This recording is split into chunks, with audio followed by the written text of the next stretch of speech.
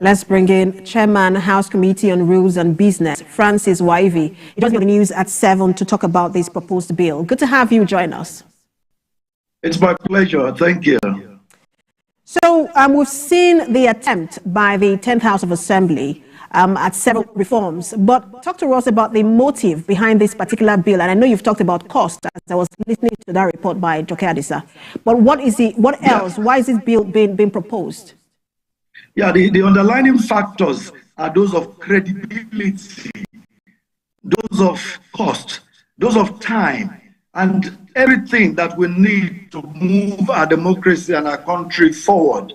If you do stagger the elections and you spend more money, more security forces are required, and then you don't get a credible result, when especially INEC is now fond of postponing elections, and then the security forces are now stretched, and then you find a situation where the economy is closed down 2 different times in 1 month for just an election. And if somebody can vote 3 positions in 1 day, why can't that individual do the same for 5 positions?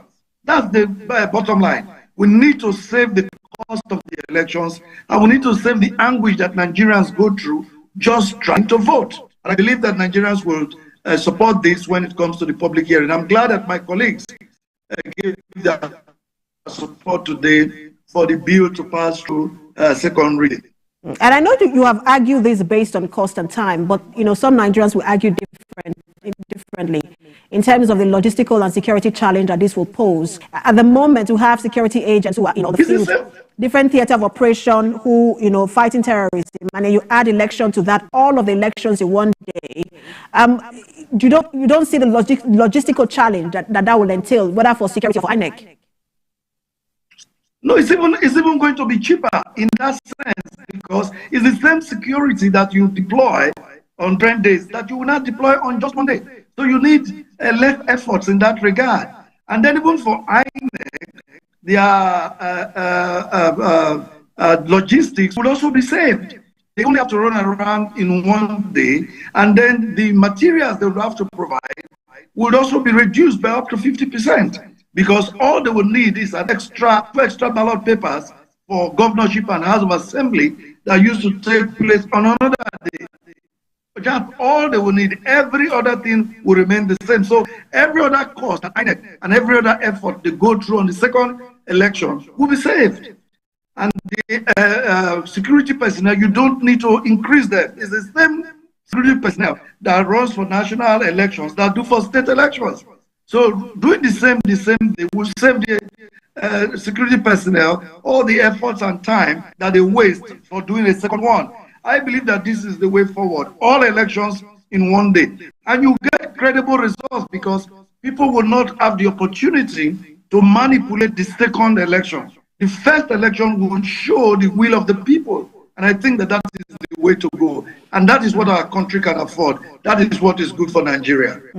And when you have, because again, I just want us to look at, with all clarity, all of these issues you're raising. I mean, off-cycle elections, we see how even with a large deployment of security officers, we still find electoral offenders.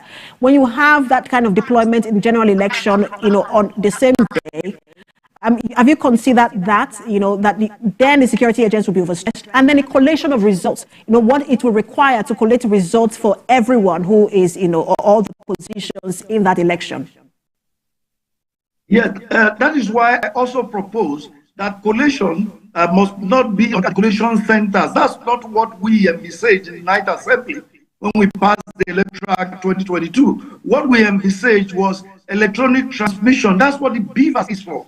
And that is why I'm saying that the amendment now should be very specific and clear, that transmission must be by electronic means. If that is done, there is no need for that collation that wastes all the time and gives room for manipulation.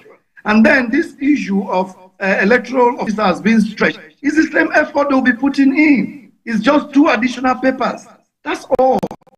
It will be cheaper for the country. It will be safer even for INEC personnel, because you find that in most cases, after the first election, at the second election, people realize where they are losing, where they are weak, and then more violence going there. And when the entire country is involved, Even those who are conducting violent actions, they are stretched because they have to be everywhere at the same time.